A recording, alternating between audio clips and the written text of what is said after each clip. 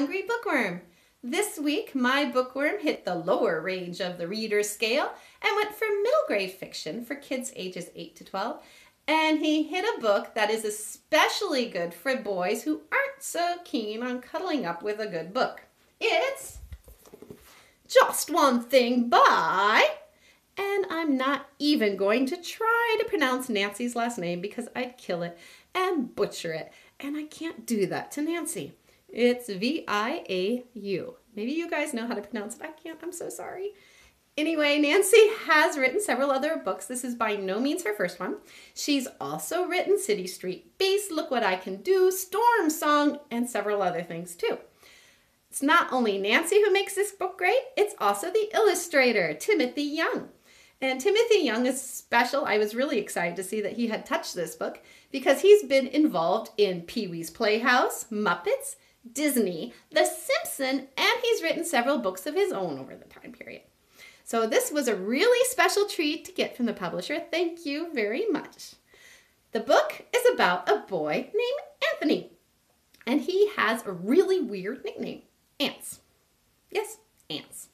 And he likes the nickname Ants. That's until he hits the 5th grade. When he hits the 5th grade, he can't sit still, and a girl with a really loud mouth calls him Antsy Pantsy. Well, Antsy Pantsy is not a good nickname for a 5th grade boy, and he wants to dump it quick. See, you can see on the front cover, there's the ants and the huge scribble to get it out. Now he has a problem.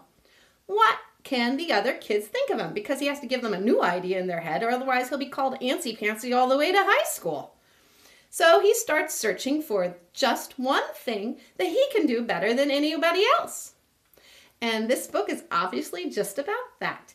He has to figure out what his talent is. It's about how he finds his self-esteem, maybe gets a little bit more sure about himself, but there's some other things going on. He also has some family issues, which are really not strange at all for kids that age, so they'll be able to identify with him. Plus, he goes against the worst nightmare of all, a teenage girl cousin who has a really big mouth and a huge attitude. Now, this book isn't only about messages, because how boring would that be? It has a lot of funny scenes. Ants and his best friend are not pretty creative boys. They like to throw mud, do water gun fights, and all those other great things that boys like to do. So this will give the boys some ideas, which you might want to watch out for. The book is also a treat for, as I said before, the illustrations.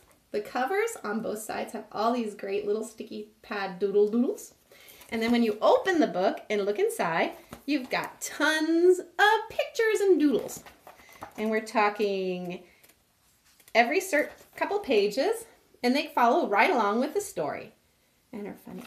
But my favorite part of this book isn't those doodles, but at the end of every couple chapters is a blank page where the kids can doodle their own things.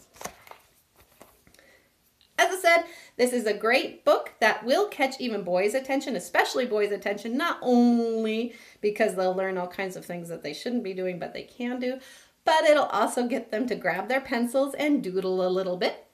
Not only that, it's not that long of a read. It's only 144 pages, and that's including all the doodles and the blank pages. So it's not going to scare them when they pick up and they're going to run away saying, "Ah, it's too big a book." Anyway, from Nancy, Viau, and hope you enjoy it. In other words, we'll see you next time, and until then, don't forget to feed your bookworm.